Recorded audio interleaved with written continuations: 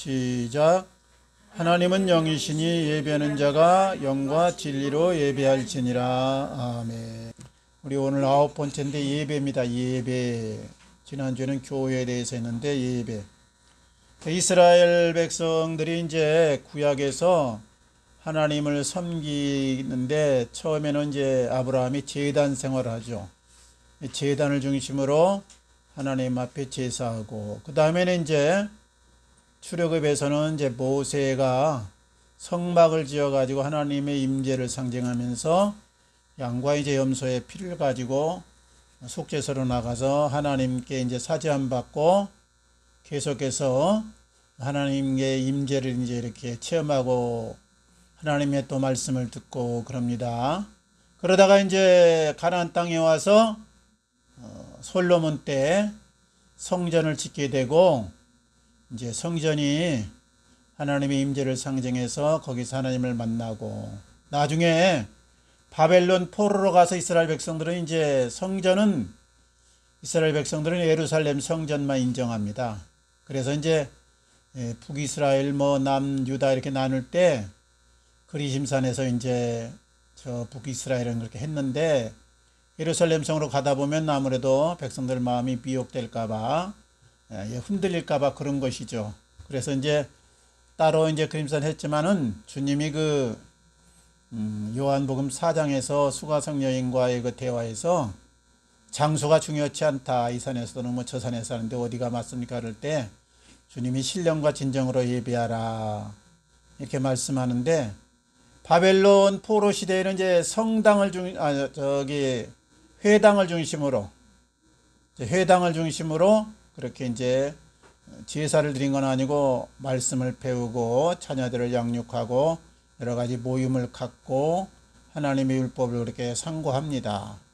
그리고 이제 이스라엘 백성이 다시 와가지고 스룹바벨 성전 건축하고 그 후에 로마에 의해서 이제 헤롯 시대 거쳐가지고 이렇게 다 성전이 회파됐을 때 이스라엘 백성들은 이제 회당을 중심으로 그렇게 하나님과의 관계를 이어가는데, 이건 구약의 이스라엘 백성이고, 이제 신약에 와서 우리 성도들은 교회를 중심으로 해가지고 예배 생활을 드립니다. 그러니까 제사하고 이 예배는 틀린 거죠. 제사는 뭐예요? 제사함 받기 위한 조건으로 제사를 드린 거고, 예배라는 것은 이미 예수님을 통해서 단번에 우리가 다 제사함을 받고 하나님의 자녀가 되었기 때문에 그 기쁨과 구원의 감격을 가지고 하나님 앞에 찬양하면서 영광 돌리면서 감사하는 것이 바로 예배다. 그래서 이제 예배는 제사처럼 반복해서 이렇게 그런 의미에서 드리는 거예요. 제사는 계속해서 반복해서 했는데 예배는 늘 기쁨으로 하나님의 뜻을 생각하고 영광을 돌리고 감사와 말씀을 받는다. 그러니까 천주교에서는 이제 종교개혁 전 얘기인데 미사를 드립니다. 미사는 뭐냐면은 제사입니다. 일종의 제사. 그런데 이제 양과 염소의 피를 가지고 드린 건 아니고 예수님의 십자가 사건을 재현하는 이런 예식이에요. 그런데 사실은 히브리서 보면 단번에 예수님께서 죄 문제를 해결했고 우리가 하나님 앞에 나갈 자격을 얻었기 때문에 반복하는 제사를 드릴 필요가 없다. 그러니까 다시는 이렇게 사실 미사를 드릴 필요가 없다. 그래서 종교개혁 이후에는 우리 개신교에서는 예배를 드리는 거죠. 미사를 안 드리고. 신학적으로 미사가 맞냐 예배가 맞냐 논란이 많이 있는데, 어떻든 반복하는 제사는 드릴 필요 없다. 히브리에서 분명히 말씀하고 있죠. 그래서 예배를 드리는 것이 합당하다 이렇게 봅니다. 예배는 이제 하나님의 자녀로서의 마땅한 도리다. 자녀된 도리로서 부모와 소통하는 것이 이게 맞는 것처럼 예배는 하나님과의 소통이고 하나님께 영광 돌리는 것인데 이게 당연한 도리다. 그러니까 예배의 목적은 뭐냐? 첫째는 내 영적인 감각을 살리기 위해서가 아니고 하나님께 영광을 돌리기 위해서다. 그래서 예배를 본다 그러면 좀 우리말에 어폐가 있는 거죠. 예배를 드린다. 하나님 앞에 올려 드린다. 이제 영광을 돌린다 이 말이죠. 하나님이 예배의 중심이다. 그리고 이제 우리가 예배를 드림으로 인해서 하나님의 은혜를 받고 하나님의 뜻을 알게 되고 내가 믿음이 성장해 가는 겁니다. 그러니까 우리 믿음이라는 것은 이렇게 완성된 것이 아니기 때문에 힘이 안 돼서 점점점 이렇게 뚜렷한 대로 확신으로 이렇게 나가는 것인데, 이 예배를 통해서 그런 하나님과의 교류라든가 말씀을 듣는 시간이 없으면 믿음이 이제 잠잠했다가 점점 활동을 안 하다 보면 사그러들 수 있잖아요. 그러니까 계속 예배를 드림으로 우리 믿음이 점점 성장해 간다. 그 다음에 다른 사람들을 하나님 앞에로 인도하는데 어떻게 인도합니까? 예수 믿으시오 하고 끝나면은 믿습니다 하고 고백하고 아무 그 다음에 후속 조치가 없으면요, 사람들이 나중에 잊어먹습니다. 그래가지고 천국 뭐 지옥 보고 온 사람도 나중에 엉뚱한 소리를 하고 그러는데요, 이게 예배가 없으면 이게 안 되는 거예요. 그래서 이제 우리가 전도해 놓고 다시 지속적으로 계속 신앙을 유지하기 위해서 예배를 드리면서 하나님과의 소통을 하고, 그리고 영광을 돌리고 하나님의 뜻을 우리가 분별하고 받아들이고 은혜 받고, 이게 계속 돼야 되죠. 그러니까 예배가 없으면 신앙이 죽는다 이 말이죠, 결국 가서는. 그래서 이제 우리가 이렇게 사람들을 하나님 앞에 예배하는, 전도할 때 어떻게 해요? 교회 가서 예배 드립시다 하면 그것이 걸음이 돼가지고 시작이 돼가지고 거기서 말씀도 듣고 예배를 통해서 믿음이 자라서 확신에 이제 거하게 되는 것이죠. 그 다음에 이제 예배는 어떤 태도로 드려야 되느냐? 내 뭐 감정을 고조시켜가지고 내 만족을 위해서 드리는 거 아니에요. 우리가 그래서 이제 저 찬양을 부를 때도 말이죠, 막 열광해가지고 우리가 팝송을 부르거나 아니면 또 락을 막 부르거나 유행가를 막 부르면 이 정신적으로 마음의 정서가 막 고조됩니다. 막 그리고 고고장에서 흔들대면 얼마나 땀이 나고 말이죠, 시원하고 흐르는지 몰라요. 까딱 이게 찬양 집회에서 우리가 나 감정만 고조시켜 놓으면 말이죠, 내 만족만 있는 거예요. 내 만족만. 하나님께 진정 영광이 되는. 그래서 옛날에는 복음성가를 이게 인간적인 감정에서 썼다 그래서 이게 많이 자제를 했습니다. 근데 이제 우리가 예배를 통해서 첫째가 하나님께 영광을 돌려야 되는 거예요. 그래서 하나님에 대한 이 존경과 하나님을 섬기는 마음으로 우리가 해야 된다. 그 다음에 하나님 앞에 우리가 나올 수 있는 것이 뭐 예수의 피공도로 인해서 은혜로 말미암아서 나왔으니까, 그런데도 계속해서 육신에 거하기 때문에 우리가 넘어지기도 하고 실수하고 하나님의 뜻을 어길 때가 많으니까 회개하는 마음으로 겸손하게 하나님 앞에 나온다. 그 다음에 이제 감사함으로 나온다. 하나님께 늘 감사하면서 하나님의 뜻을 살피면서 나온다. 예배를 이제 드려야 됩니다. 그 다음에 예배의 유익은 무엇인가? 하나님을 경배함으로 내 영이 살아나는 거예요. 그러니까 내 영혼이 기뻐하고 힘을 얻고, 그리고 영적인 이 건강 상태를 유지하게 되는 것이죠. 그 다음에 성령의 감동감화 충만을 받습니다. 예배를 통해서 성령의 감동감화 충만을 받아서 하나님의 인도함을 받을 수 있다. 또 하나님의 뜻을 우리가 더 잘할 수 있어요. 신앙이라는 게 오래 생활해 보니까요, 내 어릴 때 잘 믿는 줄 알았던 것이 잘 믿지 못했구나. 내가 약간 사람만 의지해가지고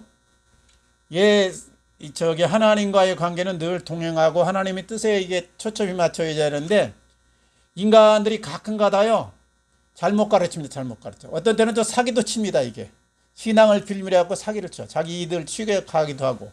그러니까 이걸 잘 분별하는데 못해가지고 내가 그런 줄 알았어요, 옛날에 많이. 근데 이 종교 행위하고 실제 삶하고 이게 조금 같이 가야 되는데요, 종교 행위 자체가 이게 신앙이 좋은 걸로 내가 착각을 오랫동안 했어요. 보니까 쉽게 말하면 줄성수 잘하고 헌금 잘 내고 교회 봉사 잘하면 신앙이 좋다. 그런데 실제 삶에서는 엉망이야. 내 마음대로 살았어. 그리고 와서 주일날 성수 잘하고 헌금 잘 내고 또 봉사 잘했으면 신앙 잘했다. 근데 이게 아니더라 이거죠. 이건 종교행위예요. 종교행위.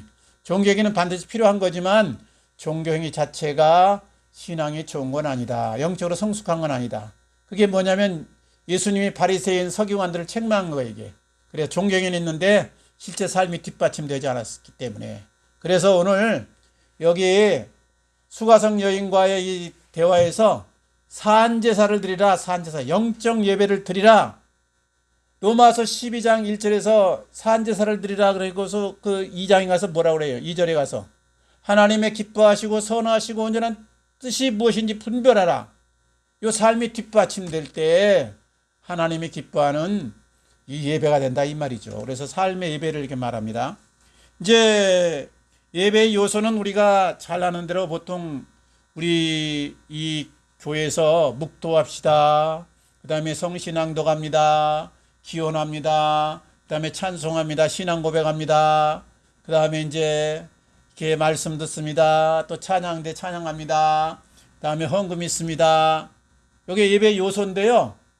쉽게 말하면 예배 요소는 찬양과 기도가 있다. 찬양과 기도. 하나님 앞에 찬양을 올려드리며 영광 돌리고 하나님 앞에 기도한다. 기도를 우리가요 옛날 이방인들의 기도하고 착각하면 안 됩니다. 이게 우리 기도는 이방인들의 기도하고 조금 틀려야 돼. 나중에 기도 공부할 때 하겠지만은 이방인의 기도는 세상 것을 받아내기 위한 기도를 많이 하는 거예요. 천지신명께 비나이다 비나이다 내 소원 성취해 주시고 우리 아들 장원 급제해 주시고 이번에 뭐 사업 잘 되게 해 주시오. 이게 포함될 수가 있죠. 네, 주님은 구하지 말라고 그랬죠, 그걸. 예? 이방인들처럼 중언부언 하지도 말고 먹을 것, 쓸 것 너무 구하지 말라. 그럼 뭘 구하냐? 하나님의 뜻이 어디 있는가? 영적인 이 분별력을 위해서 기도하고 하나님이 기뻐하는 삶이 무엇인가를 알기 위해서 이 기도에 초점이 맞춰야 되는데 이 부수적인 데 초점이 맞춰 있고 목적이 있고 이 하나님의 원래 기뻐하는 그 기도에 초점이 안 맞춰 있으면 이게 좀 이방인의 기도가 되는 겁니다. 그래서 항상 하나님의 뜻이 어디 있는가, 하나님의 마음이 어디 있는가 이걸 알기 위해서 하나님한테 묻고 하나님의 뜻을 따라서 살게 해주죠. 요게 이제 주가 되고 일용할 양식도 구하라고 주기 때문에 했으니까 조금 어려우면 일용할 양식 정도 구하는 정도로 이렇게 바뀌어야지.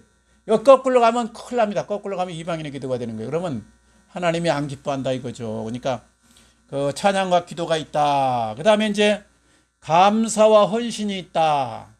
하나님 앞에 이제 감사드립니다. 우리가 속죄함 받은 것도 감사하고 하나님께서 내 생명을 이 땅에 계속 살게 하신 것도 감사하고 하나님께서 내게 필요한 건강 물질 주신 것도 감사하고 거기에 대해서 우리가 마음으로 감사하고 몸으로 또 하나님을 기뻐하는 대로 살고 또 물질 있으면 물질도 하나님의 기뻐하는 뜻에 쓰도록 또 드리고 이런 이제 감사. 그 다음에 말씀이 있다. 개신교는요, 천주교는 의식이 중점에 있어요. 의식이, 예배의 중심이 의식에 있다. 그러니까 미사가 예수님의 십자가 사건을 재현하면서 성만찬하면서 그대로 예수님의 그 속죄함이 우리에게 임한다. 이게 중점을 두었다고 하면 이제 프로테스탄트 이제 개신교는 루터 이후에 칼빈을 거쳐서 확립된 것이 말씀 중심이다. 이게 예배에서 말씀 중심. 천주교는 의식 중심. 이제 우리 개신교는 구원받은 우리 성도가 하나님 앞에 감사하고 하나님의 뜻이 어디 있습니까? 하나님이 원하시는 기쁘신 삶이 뭡니까? 그래서 그것을 말씀을 통해서 깨닫고 우리 삶에서 살아낸다. 이게 이제 우리 중점이 있는 겁니다. 우리 예배의 중심이. 그래서 말씀 중심의 예배를 우리가 지금 들고 있는 거예요.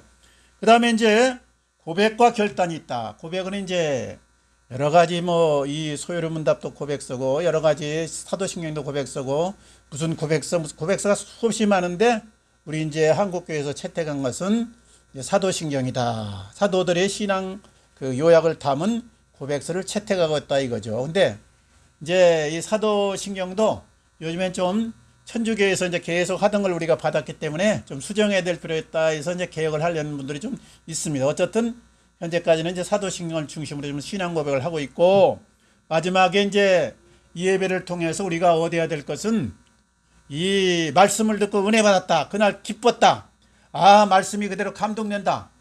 이걸로 끝나면은 곤란한 거죠. 제자리 걸음이죠, 신앙. 그러니까 삶이 변화돼야 되는 거예요. 그러니까 삶이 변화. 이제 우리가 설교를 이게 하는 데 있어서도 마찬가지거든요. 뭐냐면은 성경에 뭐 있다 이렇게 나열하면 지식 전달이거든요. 지식을 몰라 알아야 돼. 뭐 주 몇 년에 뭐 율법 받았다. 뭐 제가 뭐 출애굽해갖고 뭐 60만이 나왔다. 이거 다 이제 지식이에요, 지식. 근데 결론 가선 뭐냐? 결단.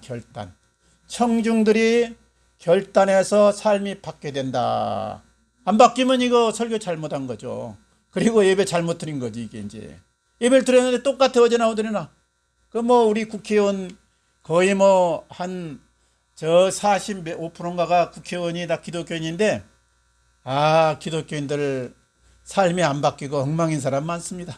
그냥 그대로 삶은 똑같고 예배 잘 드리고 저 교회 잘 나와서 헌금 좀 내면 신앙 좋은 걸로 착각하는 분들이 많아요. 그러면 하나님 눈으로 보면 이게 종교 행위만 있는 거예요, 이게. 그러니까 예배를 통해서 내 삶이 바뀌어서 하나님의 뜻대로 성령의 열매를 맺고 하나님의 거룩함과 하나님의 공의와 하나님의 사랑과 하나님의 은혜를 이렇게 나타내야 되는 거예요, 이게. 그래서 세상의 빛과 소금이 돼야 되는데, 이거 반대로 말이죠.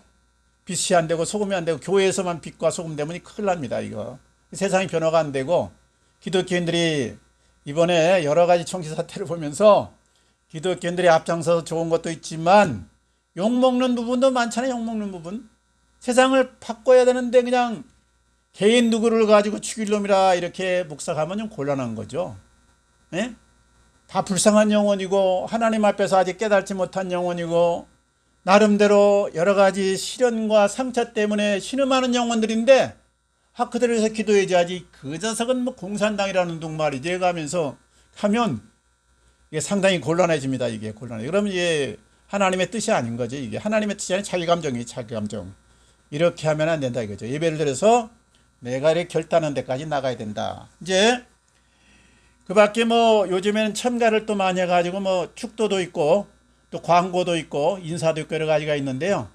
그 이제 예배 형식이랑은 없는 거예요. 이 형식은 그냥 그 풍토라든가 문화라든가 그 청중들 아니면 교회 구성원들의 그 것에 따라서 우리나라는 왜 땡 종치고 묵도합시다 이러냐면 유교 정신 때문에 그럽니다. 사실은 유교의 이런 엄숙함, 경건성 이런 거를 외적으로 표현하기 때문에 땡 종치고 묵도합시다 그래갖고요. 그리고 그거 안 하면 이상하게 생각하는데 그거 아니에요. 그냥 찬양부터 해도 되고 말씀부터 들어도 되고 반대로 거꾸로 역순으로 해도 되는 겁니다. 관계없는 거예요, 이게. 형식과 절차라는 건 내용을 담기 위한 하나의 그릇 역할이기 때문에 그릇은 언제나 바뀔 수 있는 거예요, 이게. 내용은 바뀌면 안 되는 거예요, 이게. 그래서 형식과 틀이라는 것은 그때그때 자유롭게 하고 내용놀이가 담아야 된다, 이 말이죠. 내용 요소가 바로 여기 찬양, 기도, 감사, 헌신, 말씀, 고백, 결단이 있습니다. 왜 예배를 우리가 드리는데 주로 주일날 가장 중요한 주일 낮 예배다 이렇게 하면서 주일날 드리느냐? 어떤 교단은 토요일날이 안식일 아니냐? 그래서 여호와 증이라든가 하나님의 교회 장길자 거기라든가 안식교라든가 이거는 구약에 꼭 토요일 예배를 강조해요. 근데 우리가 알 것은요, 안식하고 예배하고는 틀리다. 이걸 잘 알아야 돼. 첫째, 안식은 육신이 쉬는 거예요. 육신의 일을 내려놓고 쉬는 거예요. 그럼 영혼이 힘을 얻는 거하고 육신이 쉬는 거 똑같냐? 다른 거예요, 이게. 그러니까 안식일은 쉬는 날이다. 육신이 쉬는 날이다. 근데 안식일 날 예배 꼭 해야 된다. 이 개념이 우리 개념이라 이거죠. 사람 개념. 그러니까 우리는 지금 어떻게 한 게, 5일 근무제가 됐으니까 토요일 날은 쉬고 주일 날 예배하는 겁니다. 이게 맞는 거예요, 이게. 안식교는 토요일 날 꼭 해야 된다. 왜? 구약에서 안식일이 토요일이니까. 안식일 날 쉬지 예배하라는 게 그게 아니거든요. 이게 착각을 잠깐 하는 거예요, 이게. 그러니까 안식일하고 주일은 예배하고는 틀리다. 이걸 우리가 알아야 되고, 두 번째, 왜 우리가 주일날 그럼 예배 드리느냐? 그건 신약의 여러 가지 구약의 개념에서 신약으로 넘어오면서 이 주님께서 내가 안식일의 주인이다 말씀했어요. 그러니까 옛날에 하루 쉴 때는 보통 일요일 날 쉬었잖아요. 그러니까 이 날짜와 절기와 초하루 여기에 대해서 편론하지 말라. 골로새서 2장 16절에서 분명히 말씀했어요. 그러면서 그림자다. 히브리서 누누이 강조했어요. 그러니까 유월절이라든가 월삭이라든가 무슨 맥추절이라든가 드려도 되고 안 드려도 되는 거예요, 이게. 드리라는 이 법칙이 없는 거예요. 그래서 신약 성도들에게 예루살렘 공회가 공포할 때 네 가지만 말했다 그랬잖아요. 딱 할례라든가 헌금이라든가 모든 구약의 율법에서 자유함을 주면서 네 가지만 딱 말씀했잖아요. 그때. 왜냐? 부담될까봐.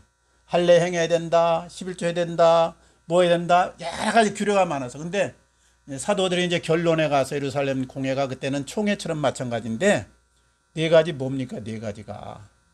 우상의 제물 먹지 말라, 피 먹지 말라, 음행하지 말라. 또 한 가지 뭐 있죠? 자, 네 가지 저 사도행전에 나오는데, 목매인 거 먹지 마라. 맞아요. 그렇게 해가지고 네 가지 금하고 나머지는 자유하라. 그러니까 구약의 율법에서 신약으로 넘어오면서 613가지의 그 세부 항목이 완성되는 차원에서 부담한 중에서 이 천국 가는데 줄성산했다고 천국 가고 안 가고 그런 건 아니에요. 그러니까 네 가지만 딱 그렇게 그 당시 윤리 상황에서 덕이 안 되니까. 왜 우리 개신교가 처음에 한국에 와서 술 축전 문제, 노름 문제, 그리고 뭐예요, 이거? 담배 문제 이거 했느냐? 우리 문화에서 이게 제일로 신앙의 걸림돌이 되니까. 그래서 한 거예요. 그리고 나머지는 자유하라 그랬자니까 우리가 구약의 정신은 살리되 이 율법의 조항을 일일이 가지고 논할 필요는 없다. 아니, 날짜 문제도 똑같습니다. 날짜를 왜 초대교회 때는 언제 드리냐? 처음엔 매일 드렸어요. 매일. 주님이 곧 재림할 것 같으니 매일 이제 예배를 드렸는데 나중에 생활이 필요하거든. 그래서 2번만 드렸어. 근데 처음에는 유대인들이 기독교인 된 사람이 많았기 때문에 토요일 날이 보통 쉬는 날이었기 때문에 유대문화권에서는 토요일 날 예배를 드리고 주일 날 또 예배를 드렸어요. 주일 날 예배 드렸다는요. 신약 여기 사도행전 20장 7절, 고린도전서 16장 2절, 요한계시록 1장 10절 있잖아요. 주일 날 예배를 드리는 거예요. 주일 날. 왜냐? 주일 날은 그 당시에 주님께서 부활하신 날입니다. 성령이 강림하신 날입니다. 그리고 요한 사도가 반모섬에서 계시를 받은 날입니다. 그래서 이제 주님이 안식일의 주인이기 때문에 주일날 주님 중심으로 가장 큰 사건에 연루돼서 주일날 드리는 게 낫겠다 해서 일주일 중에서 주일날 드려서 그러다가 나중에 토요일도 더 부담된단 말이야 이게. 그래서 이제 이방여로 선교가 많이 나가고 나서는 주일날만 예배를 드렸다. 역사적인 기록이 그런 거예요. 그리고 이게 완전히 확정된 것은 콘스탄티노플이 313년에 주 313년에 기독교를 공인하고 나중에 390년대 와가지고 기독교가 국교화가 됩니다. 그리고 나서 콘스탄티노플이 하루를 휴일로 정할 때 일요일을 휴일로 정한 거예요. 일요일을 휴일로 정한 데는 몇 가지 의미가 있는데 일요일이라는 건 뭐예요? 일, 날, 일자, 태양일이란 말이에요. 태양일. 그러니까 그 당시에는 태양절을 지켰어요. 크리스마스도 그런 연휴가 있는데요. 이게 태양절임과 동시에 이방인들 측에서는 콘스탄티노플은 완전한 기독교인이 아니고요. 이방인 종교의 수장도 되고 기독교의 수장도 된 거예요. 이게 다 통합 정책을 쓰기 위해서 기독교도 공인해 준 겁니다. 완전히 그가 거듭나갖고 공인해 준 건 아니에요. 이게 나중에 마지막 죽기 전에 세례를 받았지만 콘스탄티노플이 이방 종교 로마 종교의 수장이단 말이에요. 그러니까 이게 천당 갔는지 안 갔는지 그건 차후 문제고요. 그런 건 잘 모르겠고 어떻든 일요일 날을 딱 공연해 놓으니까 예배드리기 제일 편한 날 아니에요. 이게 바로 우리가 주일날 예배드린 이 자리가 굳혀졌는데 이단들은 말하기를 일요일날 예배는 콘스탄티노플의 이방 종교에서 나왔다 이렇게 갖다 붙인단 말이죠. 그게 아니고 월요일날 예배 드려도 괜찮습니다. 절기나 월삭이나 날짜 가지고 편론하지 말라. 골로새 2장 16절. 화요일날 예배 드려도 괜찮은 거예요. 수요일날 예배 드려도 괜찮은 거예요. 근데 가장 편한 날이 어느 날이에요? 휴일날. 일하라니까 모이기 제일 좋은 일요일날 예배 드리자. 그래서 이것이 이제 역사적으로 고정화가 됐다. 고착화가 됐다. 그런데 다시 안식일을 지키기 위해서 토요일날 예배 드리라. 이건 좀 말이 안 되는 얘기입니다. 안식일은 쉬는 날이라니까 예배 드리라고 한 날이 아니고. 그러니까 토요일날 쉬고 어떻게 보면 주일날 예배 드리는 것이 더 합당하다 이 말이죠. 가장 쉬우니까 제일로 모이기 좋으니까 편한 날짜니까. 그래서 이제 주일날 예배를 드리고 예배는 전통적으로 어떤 예배가 있냐면 이제 공적 예배가 있고 사적인 예배로 나눌 수가 있는데, 공적 예배는 주일 대예배, 주일 오후 예배, 3일 예배, 금요 철야 예배, 무슨 새벽 기도 예배, 무슨 또 특별 예배, 절기 예배, 뭐 여러 가지 많잖아요. 헌신 예배, 여전도 예배, 남선도 예배, 예배 많아요. 공적 예배. 그 다음에 이제 개인 예배는 또 개인적으로 하나님과 이제 이렇게 교제를 가지면서 혼자서 찬송할 수도 있고, 말씀 묵상할 수도 있고, 기도할 수도 있고, 개인 예배를 가질 수 있는데, 상황과 여건에 따라서 여러 가지 모습으로 예배를 드릴 수 있어. 장례 예배도 있고, 그 다음에 천주교는 미사라고 하는데, 이제 우리 개신교는 이제 혼례 예배도 또 있고, 그러니까 갖다 이름 붙이기 나름. 예배는 많이 드릴수록 좋은 거죠.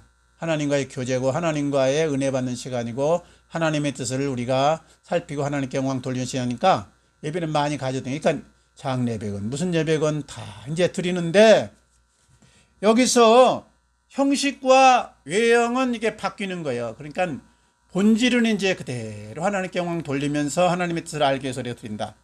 이제 성도 예배는 믿음 생활의 기초이고 기본이다. 그러니까 성도가 성도로 계속해서 하늘나라 갈 때까지 믿음을 유지하기 위해서는 어떻게 예배가 있어야 돼. 나 예수 믿었어, 예배 드렸어, 그걸로 끝이야. 그리고 계속 이제 세상만 살고 바쁘니까 예배 안 드렸어.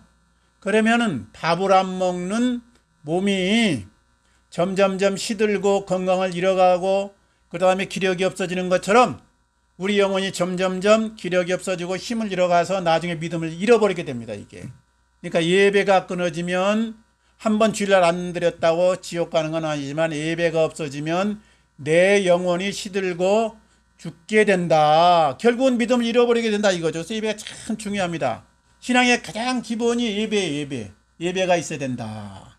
그 다음에 성도들의 모임이 예배를 통해서 이루어지고, 하나님의 역사 전도가 예배를 통해서 다 이루어지니까 하나님 나라 확장이 예배에 달려있다. 그 다음에 로마서 12장 1절 2절에서 너희는 하나님의 기뻐하는 영적 예배를 드리라 그러면서, 영적 예배가 뭐냐, 오늘도 여기 수가성 여인과의 대화에서 영과 진리로 예배할지니라, 이게 뭐냐, 장소적인 개념이라든가, 뭐 하나님의 임재를 상징하는 예루살렘 성이라든가, 여기 뭐 베드로 성전 이 진리의 교회를 세운다는 생각, 이게 참 예배다 이라든가, 어떤 뭐 정해진 특정한 장소가 있다든가 정해진 날짜가 있다, 이런 거는 안 됩니다. 이거 신약에서는 이제 자유함을 얻었는데 이렇게 얽매면 안 되고, 이제 신령과 진정으로 예배를 드리는 건 삶을 통해서 예배를 드리는 거예요. 삶의 예배를 드려라. 삶을.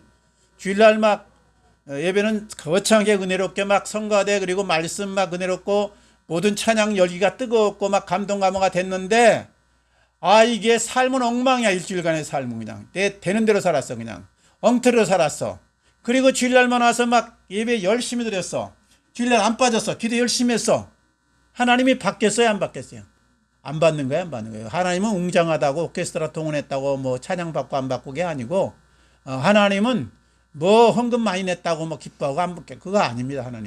하나님은 다 알아, 우리 형편. 그러니까 형편 따라서, 자기의 분량 따라서 다 하는 것이고, 그 정성이나 그런 모든 것은요, 삶이 뒷받침돼야 된다. 그 삶이 뭐냐, 너희는 하나님의 기뻐하시고, 그리고 하나님의 온전하신 뜻, 선하신 뜻이 무엇인지 분별하라. 요게 뒷받침이 돼야 된다니까. 이렇게 뒷받침이 되고, 그 다음에 주일날 와서 하나님 앞에 감사와 헌신과 열정을 가지고 예배를 하고 하나님 뜻을 살피면서 은혜 받으면 상달되는 것이고, 요건 싹 빠져버리고 형식만, 외형적만 찬양 뜨겁게 하고 오케스트라 동원하고 말씀 아주 기차게 준비해갖고 전하고 이러면 안 받는다, 이 뜻이야. 하나님께서 연락이 안 된다. 이거 죽은 제사라. 이거 옛날 그 구약 제사처럼 죽었다. 이게 죽었어. 죽은 예배. 그러니까 삶이 뒷받침된 예배를 하나님 앞에 드릴 때, 그러니까 두 가지가 다 통한데, 내용하고 형식이 같이 가야 돼. 종교행위는 형식이에요. 내용은 삶이에요. 그런데 삶이 하나도 없는 껍질만 가지면 죽정이 신앙 아닙니까, 이거? 그래서 기독교인의 삶이요, 바뀌어야 되는 거, 바뀌어야 돼. 이게 사회가 지금 우리 기독교인이 이렇게 많은데 왜 엉뚱하게 되냐, 걱정이 참 많습니다. 우리나라 종교 가운데 기독교인가 제일로 많죠. 세계 인구 가운데 기독교인이 제일로 많죠. 저 우크라이나하고 러시아 싸우는 거 봐. 다 정교해 이거. 양쪽 수장이 그 대통령 수상하고 딱 손잡고 싸우는 거야. 양쪽 다. 기독교인들이 싸우는 거예요 이게. 하나님이 어느 편 들어야 되겠어요? 우크라이나 편 들어야겠어요? 러시아 편 들어야겠어요? 이스라엘하고 팔레스타인하고 싸워. 팔레스타인이 예수 믿는 사람 월등히 많습니다. 이스라엘보다. 우리는 어떻게 생각하면 이스라엘 편 들어야 될 것 같은데 아니에요. 이스라엘 사람은 수수만 예수 믿어. 단지 율법을 지켜서 구약은 이게 종교로 유대교예요 거기. 팔레스타인에 예수 믿는 사람 더 많아. 이게 누구 편 들어야겠어 이거. 이거 상당히 이거 하나님 편에서는 하나님의 입장에서 늘 생각해야 되는 거예요. 그래서 우리가 삶과 이게 예배가 분리되면 안 된다. 그러면 죽은 신앙이고 껍데기 신앙이다. 우리가 신앙생활 잘해서 꼭 예배에 충실해야 되는데 교회 안 다니고 또 아니면 뭐 인터넷으로 아니면 예배 구경하듯이 설교만 듣고 이 정도 하면 자기만족의 영적인 자기만족에 이게 살찌는 거예요. 그럼 안 돼. 거기서 머물면 안 돼. 삶이 바뀌어야 돼. 말이 바뀌고 행동이 바뀌고 언어가 바뀌어서 그리스도의 성품과 하나님의 마음이 하나님의 그 중심이 내 삶을 통해서 발산돼서 소금과 빛이 될 때까지 되어야 기독교가 선한 영향을 끼치는 거예요. 그래야 나라가 확장되는 거예요 이게. 그래서 늘 목사들은 입 조심하고 또 성도들도 마찬가지고 삶 조심하고 늘 본을 보여서 빛과 소금. 목사라고 함부로 이 새끼 저 새끼 나 그분들 이해가 안 갑니다. 아무리 상대방이 나쁜 소리 했다고 이 새끼 뭐니까 하나님이 불쌍히 여기는 영혼인데 말이죠. 그렇게 하면 안 돼 이거예요. 그래서 늘 우리 기독교인들이 바른 예배 드려서 삶과 공적 예배가 같이 합쳐져서 온전한 예배로 승리하시기를 주님 이름으로 축원합니다. 같이 기도하겠습니다.